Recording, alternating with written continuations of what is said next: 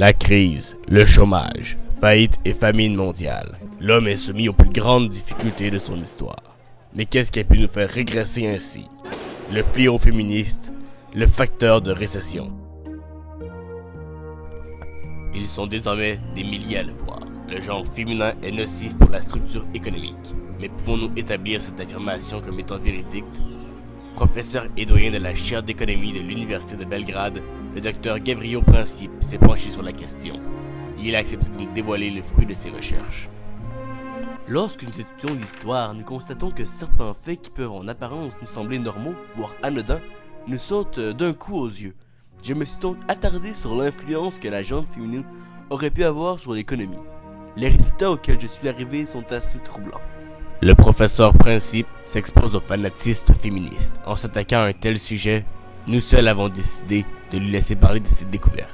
Mon spectre de recherche s'étendait de la chute de Babylone en 539 avant Jésus-Christ à aujourd'hui. Je me suis rapidement rendu compte d'un fait surprenant. Il n'y a eu aucune crise économique avant 1929.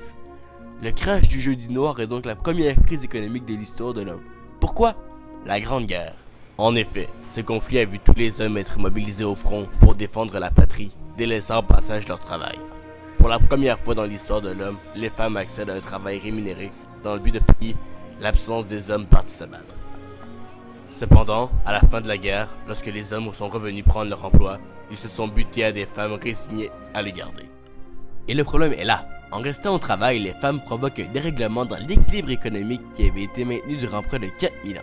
Ce grave chamboulement mènera 10 années plus tard le monde dans la Grande Dépression. Et on peut appliquer la même réalité à la Seconde Guerre mondiale. Il y a guerre, les hommes vont au front, les femmes prennent leur place et les gardent après la fin de la guerre. Résultat, crise économique en 1958. Le professeur Princip ne s'est pas arrêté là. Il met également sa théorie à l'épreuve des chiffres, rendant celle-ci irréfutable. Si l'on regarde ce diagramme résultant de près de 10 ans de recherche, on remarque que la fluctuation entre le nombre de femmes sur le marché du travail et la fréquence des crises économiques est étroitement liée. La preuve est là. La femme est nocive pour l'économie. Autre son de cloche, la crise économique perpétuelle.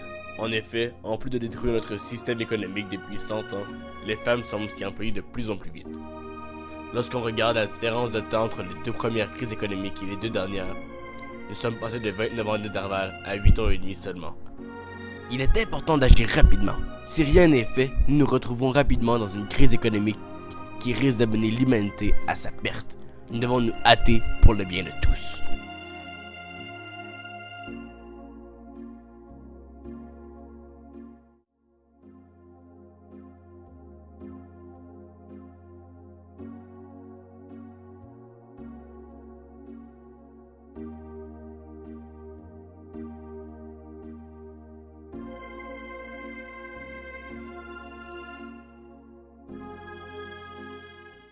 Dans le prochain épisode du Fléau féministe.